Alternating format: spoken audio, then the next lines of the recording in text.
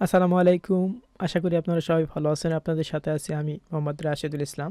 তো আজকে আমি আবারও আম গাছে বিষ স্প্রে করার জন্য বিষ নিয়ে আসলাম এবং আজকে যেগুলো বিষ স্প্রে করতেছি সেই বিষ কি স্প্রে করতেছি আমি আপনাদের মাঝে একটু শেয়ার করব। তো প্রতিবারে বিষ স্প্রে করার জন্য আমাদের বাগানে কিন্তু আলাদাভাবে ২টি ড্রাম রাখতে হয়।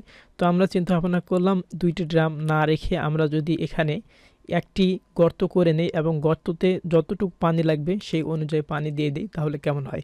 তো আমরা সেই অনুযায়ী কাজ করতেছি এবং একটি গর্ত খুঁড়লাম এবং গর্তটি খোঁড়ার পরে গর্তর সাইডে আমরা পলিথিন দিয়ে দেব যাতে করে পানিটি মাটির সঙ্গে লেগে না যায় এবং পলিথিনটি অত্যন্ত মজবুত এবং ভালো। আমরা এখন এখানে পানি নিয়ে আসবো। তো পানি নিয়ে আসার জন্য যেহেতু আমাদের বাগানের আশেপাশে কোনো পুকুর নাই, আমরা ভ্যানে করে এই ড্রামের মাধ্যম দিয়ে দূর থেকে পানি আনছি এবং আনার পরে যেহেতু ভ্যানটি ভিতরে ঢুকবে না আমরা এখানে এটি রাখছি। রাখার পরে এখান থেকে ৩০০ হাত মতো দূরে আমরা এখান থেকে পানিটি নিয়ে গেছি এই ফিতার মাধ্যম দিয়ে এবং এই মোটর দিয়ে। তো এভাবে সিস্টেম করার পরে আমরা এখানে পানি দিব। তো আমাদের বাগানে প্রায় টোটাল পানি লাগে ৫৫০ লিটার।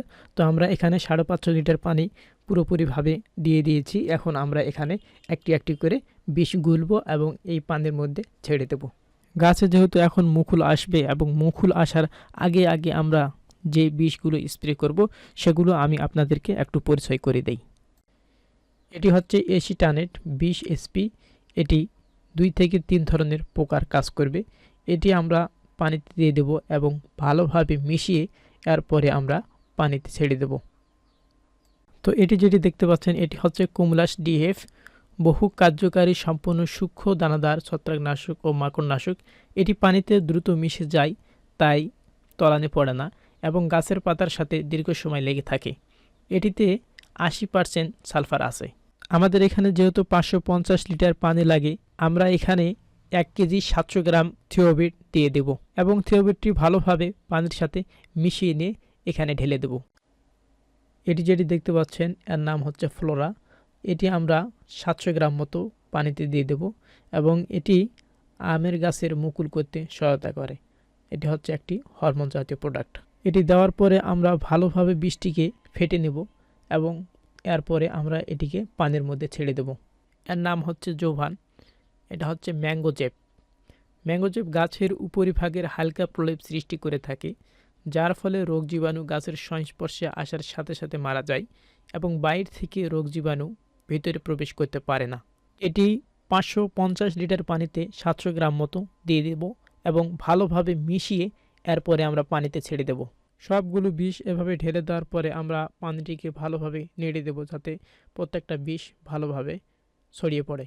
এখন আমাদের মোটরের ইনপুট লাইনটি আমরা এখানে নিচে নামিয়ে দেব এবং এখান থেকে আমরা ব্যাটারিতে মোটরটি কানেকশন দিয়ে দেব।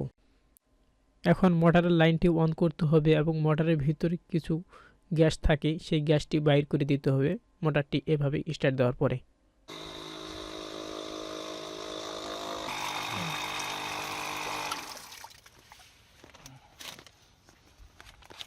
এবং আউটপুট লাইনটি লাগিয়ে দিতে হবে এবং সামনে গানটি লাগিয়ে এরপরে বিষ স্প্রে করতে হবে।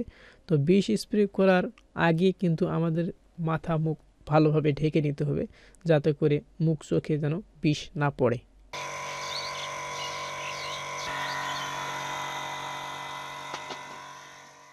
এভাবে আমরা আম গাছে বিষ স্প্রে করে থাকি। তো আপনাদের যদি কিছু বলার থাকে তো আপনারা কমেন্ট বক্সে আপনাদের মূল্যবান মতামতটি জানাতে পারেন এবং ভিডিওটি ভালো লাগলে অবশ্যই লাইক কমেন্ট এবং শেয়ার করবেন। তো ঠিক আছে, ভালো থাকুন, সুস্থ থাকুন, এই পর্যন্তই। আসসালামু আলাইকুম।